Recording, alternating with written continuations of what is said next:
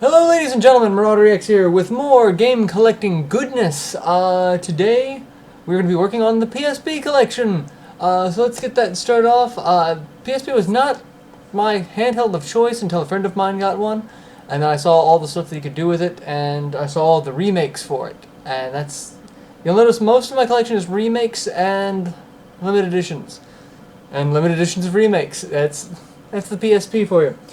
Starting off, we have The Third Birthday. This is the third installment of the Parasite Eve. This one takes it in a completely weird level, completely new area. It's not as good as the original two Parasite Eves, mostly because I don't believe the same development company worked on it. It is Square, like Parasite Eve, but the development team within Square, I don't think it was the same group of people. If it was, it had been way too long since I worked on it, and the connections are eh. Next up, we have Aegis Eclipse Generation of Chaos. Generation of Chaos. I thought it was Generations. This is an interesting Dragon Force-esque game, which is why I got it. Just the army versus army combat system. The generals have a lot more usefulness in this than they did in Dragon Force, rather than just standing there. Fun game, very complicated, especially since the game doesn't really tell you what to do.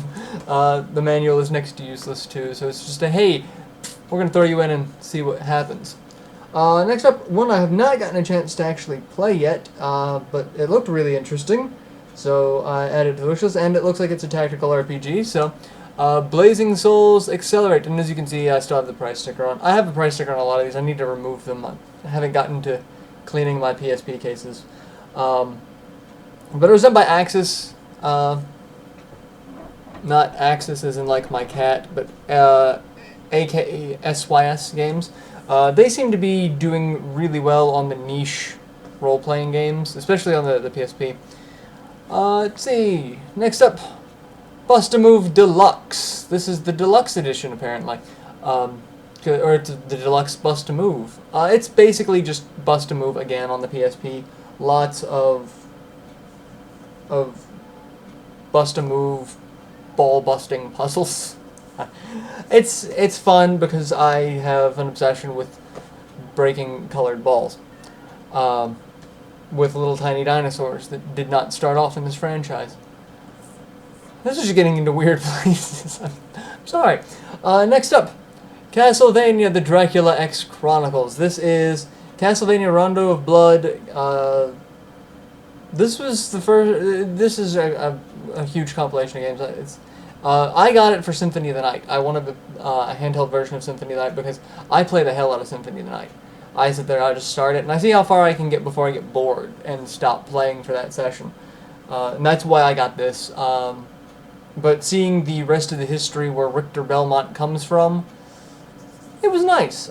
It's well worth the price for it. I picked this up for like $10, so can't say no to that. If you have a PSP, get it. It's well worth it. Next up, another PSP defining. This one's not actually a compilation or a remake. This is Crisis Core Final Fantasy VII. It was, however, milking the Final Fantasy VII franchise just a bit. They did kind of milk that one, just a little bit. But I did like it. I like Zack. Zack is an awesome character, very entertaining.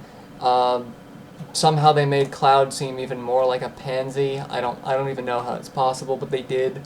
And I got this simply because I saw the fight scene between Sephiroth, Genesis, and Angeal. I'm like, I've got to buy that game. I don't care what else is in the game. I got to buy this game. The slot system for the limit breaks and how the random slots. No, I don't do random because that can make some fight. It makes some fights really easy and some fights really hard, and fights that should be really hard could be really easy, and vice versa. It's just like I've seen people die to random encounter fights because their limit gauge just screwed them up and messed with them. So, but still, all in all, fantastic game, especially if you're a fan of Final Fantasy VII. Speaking of Final Fantasy, Dissidia Final Fantasy. This is the fighting game. I actually have the reversible cover art as I think it was the GameStop pre-order but it comes with I take it off here. One side has the good guy side, and if you can actually turn it inside out or upside down or something like that, and it becomes the bad guys. So depending on what camp you're in, you can show your allegiance for the box art. I just never even opened it and just had it rubber banded to this so that it'd be a nice condition. Next up, this is the first of the limited editions. An anime that I just started recently getting into, which is kind of awesome. I haven't played the game yet, since I just started getting into the anime to learn what the game was about. Fate Extra, the limited edition box set. Comes with an art book and a soundtrack. But again, I just started getting into the anime to learn the backstory, because I don't know how much you need to know going into it. I was kind of familiar with some of the character designs, but I had no idea about the story. Started getting into it. Great story. I'm actually kind of upset that I waited this long to get into it, and once I get a little farther into the anime, before I finish the anime, I'm going to start this just in case there are any spoilers. Can't be spoiled. Can't be spoiled. Next up, Final Fantasy IV: The Complete Years. This is actually the European version. It was a gift, and it was supposed to be the American version, but since PSP games are not region coded, it doesn't matter. It really doesn't matter. I get an interesting case for it now. I get the UK cases, which their artwork is interesting, especially for the PSP Essentials. That's basically their greatest hits versions. So, yeah. Plus, I like the fact on the back they have little pictures to show you what's on it, whereas on a US version, we just have this big boring box that tells you that it could have drug reference, fantasy violence, language, and sexual themes. This one has a fist for violence and Cubert's voice for bad language, because Cubert cusses like a sailor. Didn't you know that? But yeah, I wanted it because it had the After Years section, so that I could play all of it at once. So, fantastic. Next up, again, tactical RPG. Final Fantasy Tactics: War of the Lines. This is the remake. I talked about Final Fantasy Tactics on my PS1 collection videos. This one is kind of better, but kind of worse at the same time, because, I mean, you're playing it on the PSP, so it's kind of scaled down a bit in terms of visual representation, but I mean, the PSP is kind of stronger than the PS1, so it's a trade-off. But two new classes, Onion Knight and my favorite, Dark Knight, which Dark Knight is really broken in this game. But they're also really kind of difficult to unlock. A much better translation. I remember playing through this the first time, and I could not keep tabs on who was who pissed who off now. With this translation, it's a little easier to follow. So, big fan of that. If you have a PSP, you definitely need to get it. Next up, Generation of Chaos. This is the first Generation of Chaos. Ada's Eclipse that we saw a minute ago is the sequel. This is the first one. This one is actually more unforgiving about the tutorial, or lack thereof. It's a jump into the game and hope you don't die. But still very Dragon Force-esque. It was recommended to me because of my Dragon Force LP. One of my subscribers actually sent me a message saying, hey, if you have a PSP, pick up this game. It's well worth it. It's the spiritual successor to Dragon Force. Not quite as in-depth, but still just as fun. And they were right. So I've enjoyed it. I really have. Next up, one I have not gotten a chance to play because I kind of want to play the other games in the series. But I had to get this one because it's PSP, and you don't know how much longer it's going to be around here in the US because it's already kind of a dying system. Growlancer Wayfarer of Time, an Atlas release. You can't really see them in the back, but you'll see them in my PS2 videos. The Growlancer games on PS2, I have them.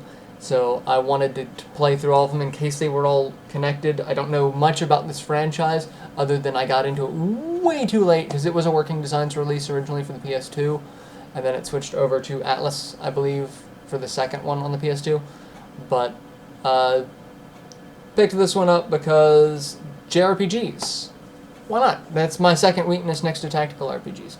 And most tactical RPGs are JRPGs, so it still fits in that same family. Speaking of JRPGs, I've got Gungnir. Gungnir. I can't pronounce. I want to pronounce this so bad. It's basically the name comes from Odin's spear in Norse mythology, and he also uses it in several Final Fantasies. Where if you summon Odin, he doesn't kill things with a sword; he kills things with a spear. That's his spear. Tactical RPG that looked ridiculously complicated. I found this for dirt cheap, and bought it and was not allowed to play it until Christmas because my wife was having a hard time tracking down all the things that I wanted for Christmas, so this became one of the Christmas presents even though I found it. But hey, again, PSP tactical RPG, I couldn't say no to it at all. Speaking of tactical RPGs, this one I've actually played and I've had a lot of fun with it, and it's a really interesting twist on history. Jeanne d'Arc. I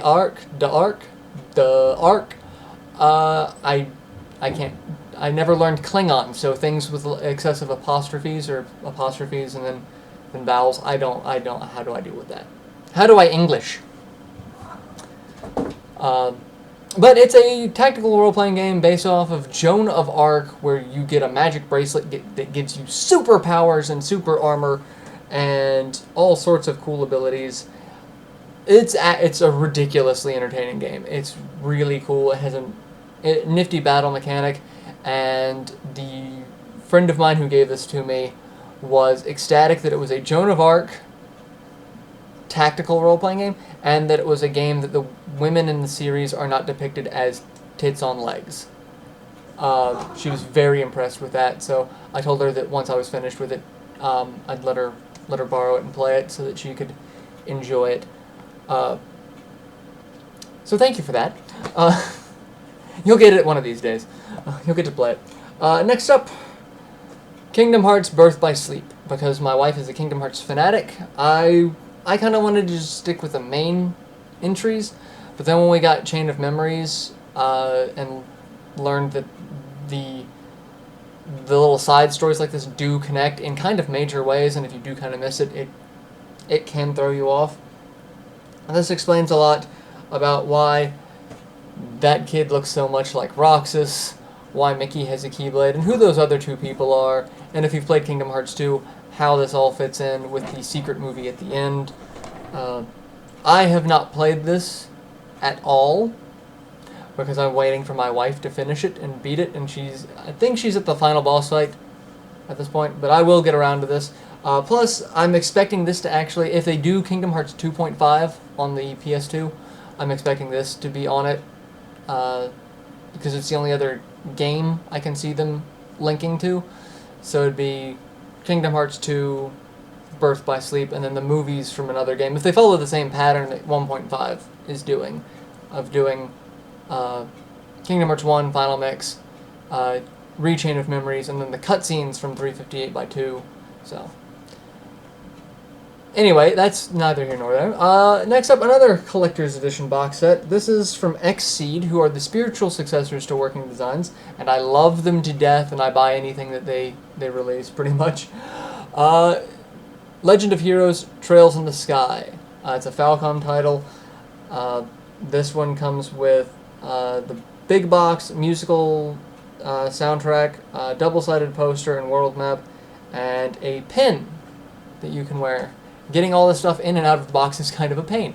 But yeah, I was told that I need to play Trails in the Sky. The other Legend of Heroes games are good, but this was the best one out there, and I was able to track down the collector's box set for a decent price. I haven't gotten into it yet. I want to get into it because they've just announced another Legend of Heroes game coming out in Japan for the PS3 and Vita. So I'm hoping that comes out on the PS3 here so that I can play that and then go into that one, and then maybe pick up the other Legend of Heroes games on the PlayStation Network if they're available.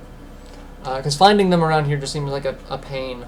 So, I mean, eBay's your friend, but I don't have any more space on my shelf for PSP games. You can see on my shelf now, the blank section there, that is where all these games come from, and then next to that is my other PSP games that I'll do in the next video, and then next to that is my GameCube game. So as you can see, I don't really have a lot of space. I've got the shelf above that, but that's going to be for 360 and PS3 games, so I'm out of space.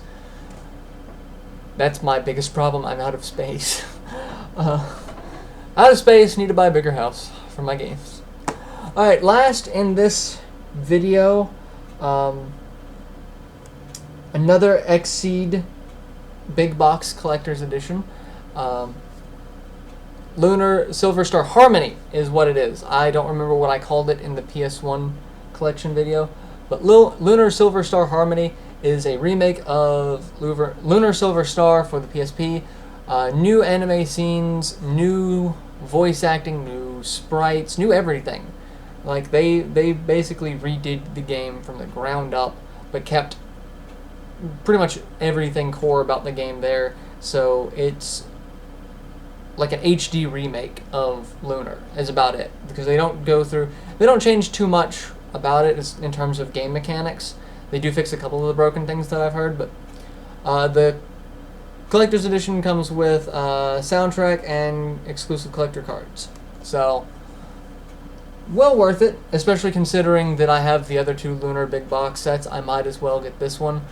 I have enjoyed playing this one. The voice acting is a little more bearable in this one, especially for English voice acting. But Lunar on the PSP, can't pass it up. So that is part 1 of my PSP collection. So I will see you guys in part 2. Till then, later.